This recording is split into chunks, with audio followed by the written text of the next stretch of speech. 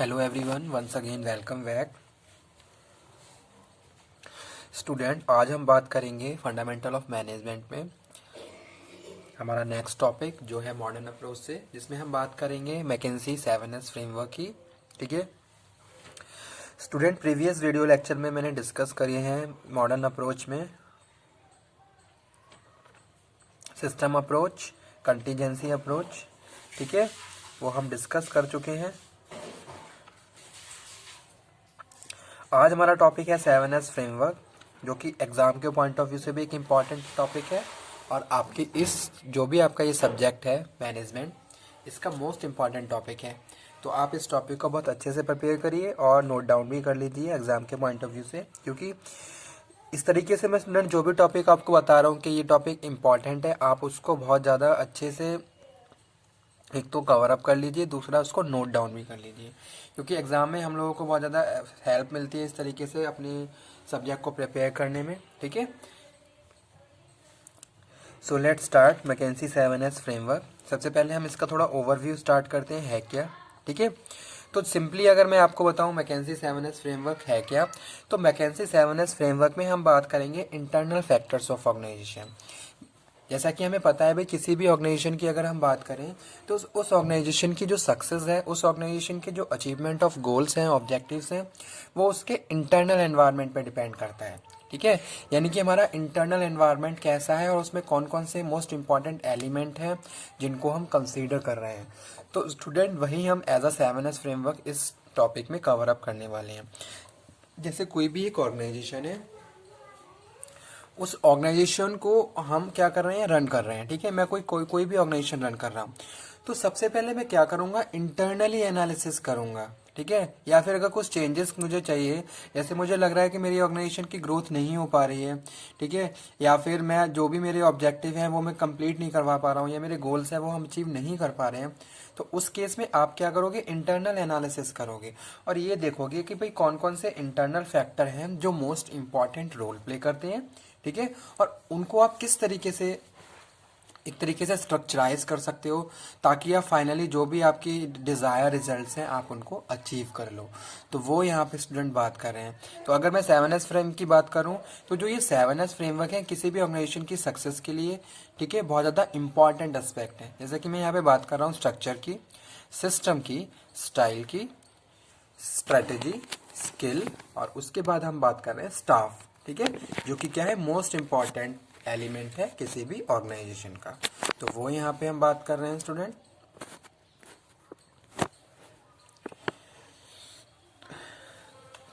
तो चलिए, जो मैंने यहाँ पे थोड़ा कंटेंट लिखा है उसको रीड कर लेते हैं, फिर उसको हम वन बाय वन एक्सप्लेन करेंगे।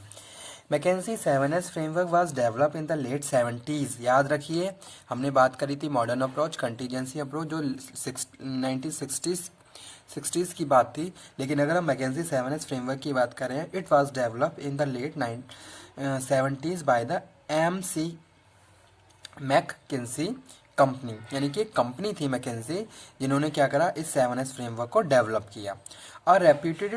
अ reputed management consultancy firm in the United state. ठीक है, यानी कि जो मैकेंजी है, जिसको मैं बार बार बोल रहा हूँ मैकेंजी 7S फ्रेमवर्क, ये क्या है, यूनाइटेड की एक मैनेजमेंट कंसल्टेंसी फर्म ऑर्गेनाइजेशन थी जिन्होंने इस कॉन्सेप्ट को डेवलप किया। The framework rests on the preposition that effective organizational change is the best understood in the term of complex relationship between strategy, structure, system, style, skill, staff and shared values. ठीक है, these are 7S। तो अगर हम किसी भी organisation की बात करें, तो उस ऑर्गेनाइजेशन में क्या है, जो मोस्ट इंपॉर्टेंट फैक्टर्स होते हैं या मोस्ट इंपॉर्टेंट जिन्हें हम एलिमेंट बोल सकते हैं, तो वो यहाँ पे हम बात कर रहे हैं effective organisational change is the best understood. ठीक है, आप अपनी ऑर्गेनाइजेशन में चेंजेस करना चाहते हो। ठीक है, क्यों, क्योंकि आप अपने डिजायर रिजल्ट को अचीव करना चाहते हो। और ये तो ऑब्वियस है किसी भी ऑर्गेनाइजेशन के लिए कि भाई अगर वो ऑर्गेनाइजेशन रन हो रही है तो भाई उसके पीछे कोई ना कोई गोल है, कोई ना कोई ऑब्जेक्टिव है। ठीक है, उनको उनको अचीव करने के लिए वो ऑर्गेनाइजेशन क्या है, और उसमें जो भी एम्प्लॉयज़ काम कर रहे हैं वो उसी उसी के अकॉर्डिंग काम कर रहे हैं। तो यहाँ पे हम क्या बात कर रहे हैं, यहाँ पे हम बात कर रहे हैं changes. Change is the best understood in term of these. ठीक है जी। तो जो भी हमें चेंजेस करने हैं किस टर्म में करने हैं, रिलेशनशिप बिटवीन स्ट्रैटेजी, पहली चीज क्या है स्ट्रैटेजी। सेकेंडली हम बात कर रहे हैं system, style, staff, skills, strategy, these all we have to, सबसे पहले हमें स्ट्रक्चराइज करना है। अगर हम किसी भी न्यू ऑर्गेनाइजेशन की बात कर रहे हैं तो first of all we have to develop all the 7S। अगर हम किसी एग्जिस्टिंग ऑर्गेनाइजेशन की बात कर रहे हैं और चेंजेस की रिक्वायरमेंट की बात, तो वहाँ पे हम क्या करेंगे, उनको चेंज करेंगे in the terms of strategy, यानी कि कौन सी आप स्ट्रैटेजी पे काम कर रहे हो और अब आप कौन सी एक यूनिक स्ट्रैटेजी फॉर्मुलेट करोगे। ठीक है, तो इस तरीके से हम वन बाय वन इसको एक्सप्लेन करेंगे।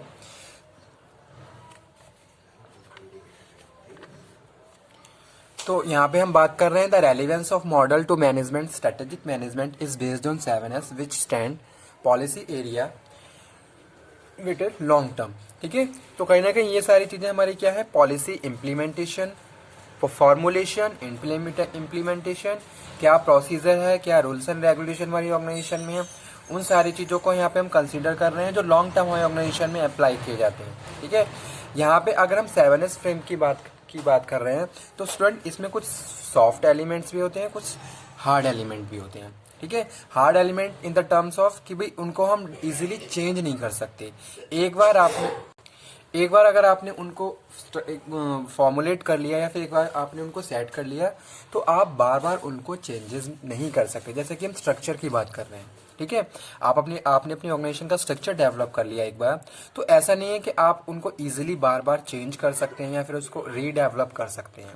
तो इस तरीके से हम इस 7S फ्रेमवर्क में हमारे कुछ क्या है, हार्ड एलिमेंट्स हैं और कुछ सॉफ्ट एलिमेंट है। ठीक है, तो वो यहाँ पे हम बात कर रहे हैं। जैसे कि हमारा फर्स्ट है क्या, स्ट्रेटेजी। तो यहाँ पे हम बात कर रहे हैं the concept of strategy include purpose, mission, objective, goals and major action plan and policies. The 7S framework emphasize that in the practice that development of strategies less of problem than their execution. ठीक है, first of all हम क्या करेंगे, सबसे पहले हम किसकी बात कर रहे हैं, स्ट्रेटेजी की बात कर रहे हैं कि भाई जो भी आपकी ऑर्गेनाइजेशन है आप उसको एक स्ट्रेटेजी पे काम करोगे तभी जाके अपने आप डिजायर्ड रिजल्ट को अचीव कर सकते हो। तो स्ट्रेटेजी में हम बात कर रहे हैं कि भाई आपका क्या पर्पस है, क्या आपका मिशन है, आपके क्या ऑब्जेक्टिव्स हैं, क्या आपके गोल्स हैं। तो सबसे पहले आपको अपने स्ट्रेटेजिक इंटेंट को सेट करना होगा। इसमें हम बात कर रहे हैं you have to set your vision, mission, goal and objective. You have to well clear your purpose, why you are doing, why you are running this organisation, उसके पीछे पर्पस क्या है। तो उसके हिसाब से फिर आप क्या है, स्ट्रेटेजी को फॉर्मुलेट करेंगे। तो स्टूडेंट यही हमारा फर्स्ट ऐसा स्ट्रेटेजी। ठीक है, सेकंड हम बात कर रहे हैं स्ट्रक्चर। स्ट्रक्चर में हम बात कर रहे हैं in the content of 7S framework, structure is an addition to the organisational tool kit. ठीक है, जैसा कि अभी मैंने बताया था कि भाई एक बार हमने अपने स्ट्रक्चर को, ऑर्गेनाइजेशन को स्ट्रक्चराइज कर लिया है, ऑर्गेनाइज कर लिया है, तो इजीली हम बार बार उसमें बहुत ज्यादा मॉडिफिकेशन नहीं कर सकते, मेजर चेंजेस नहीं कर सकते। ठीक है, तो all the activities are specialized and the ways in which organizational tasks are integrated and coordinated. जैसे कि आपने क्या करा, एक स्ट्रक्चर बनाया, उसमें आपने अलग अलग टास्क असाइन करे लोगों को। ठीक है, अब आप ऐसा नहीं कि बार बार उनकी ड्यूटीज रिस्पॉन्सिबिलिटीज को चेंजेस कर रहे हैं, उनमें मॉडिफिकेशन कर रहे हैं। ठीक है, तो इस तरीके से अगर आप बार बार करेंगे तो कहीं ना कहीं वो सारी चीजें क्या हो जाएंगी, आपके लिए बहुत ज्यादा प्रॉब्लम क्रिएट कर सकती हैं। तो वो यहाँ पे हम बात कर रहे हैं second framework, that is structure. ठीक है, it is comparable with the superstructure of an organisation which indicate the what extent the activities are specialized and the ways in which organizational tasks are integrated and coordinated. ठीक है, तो ये आपने एक structure तैयार किया है। स्ट्रक्चर में क्या है, जो भी टास्क है वो आपस में क्या है, इंटीग्रेटेड है, इंटर रिलेटेड है। ठीक है, और एक तरीके से जो भी ड्यूटीज एंड रिस्पॉन्सिबिलिटीज हैं वो आपने अलग अलग क्या करी, डिफाइन कर दी, ताकि जब भी आप लोगों को वहां पे प्लेस करें तो वो वहां पे उनको उस हिसाब से परफॉर्म कर सकें। ठीक है, तो वो यहाँ पे हम बात करें स्टूडेंट सेकंड स्ट्रक्चर। पहले आपने स्ट्रेटेजी बनाई, फिर आपने एक स्ट्रक्चर रेडी करा। जैसे हम कोई भी प्रोजेक्ट स्टार्ट करते हैं तो पहले उसको एक स्ट्रक्चर तैयार कर लेते हैं कि भाई हमें इस तरीके से काम करना होगा। सेम वही चीज स्टूडेंट हम बात कर रहे हैं हमारे इस कॉन्सेप्ट में, जिसका नाम है मैकेंजी 7S फ्रेमवर्क। थर्ड बार हम बात कर रहे हैं सिस्टम। ठीक है, स्ट्रक्चर तैयार कर लिया, अब स्ट्रक्चर को फॉलो करने के लिए आप सिस्टम तैयार करोगे। सिस्टम में स्टूडेंट हम बात कर रहे हैं rules regulation and procedure constitute system. ठीक है भाई, आपके ऑर्गेनाइजेशन का क्या क्या रूल्स हैं, क्या रेगुलेशन है, जिसको मैंने एक नाम दे दिया सिस्टम, कि भाई कोई भी ऑर्गेनाइजेशन है सिस्टम पे काम करती है। ठीक है, उनका अपना एक सिस्टम होता है, यानी कि अपने rules and regulation and procedure है, जिसको हम कंस्टिट्यूट कर रहे हैं as a system in the 7S framework. ठीक है, और जो क्या है कॉम्प्लीमेंट है किसके साथ, ऑर्गेनाइजेशन स्ट्रक्चर के साथ।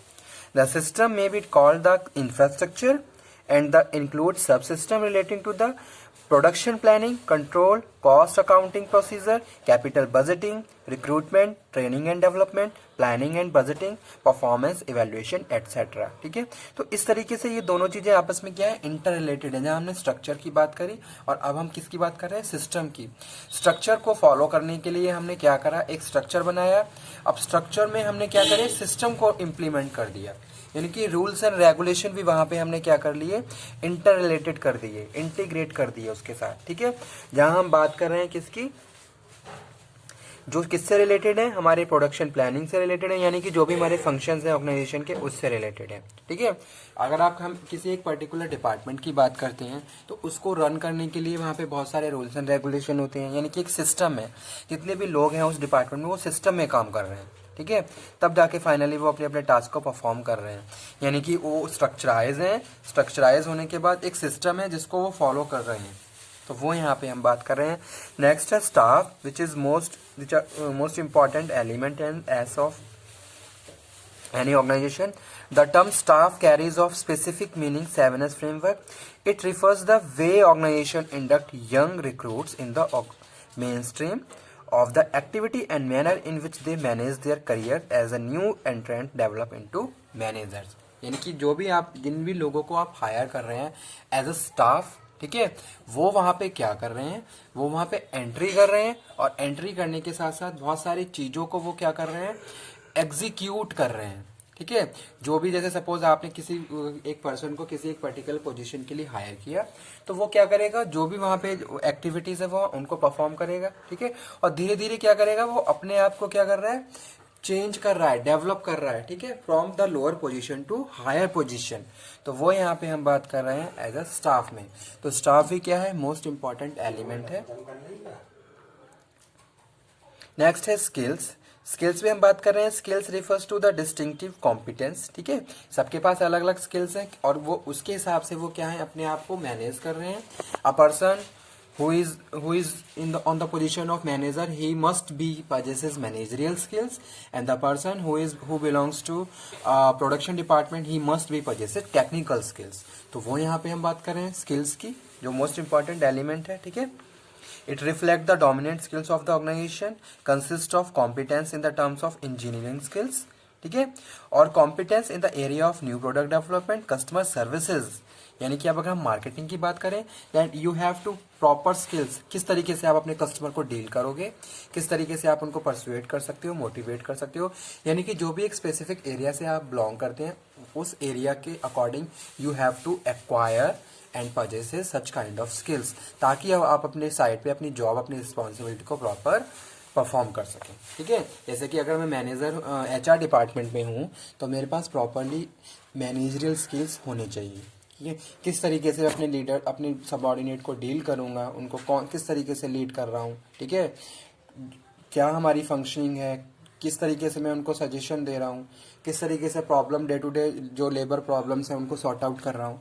तो ये सारे स्किल्स हमारे पास होने चाहिए, जो किसी भी ऑर्गेनाइजेशन के लिए क्या है, बहुत ज़्यादा इंपॉर्टेंट एस्पेक्ट है। नेक्स्ट हम बात कर रहे हैं स्टूडेंट स्टाइल की।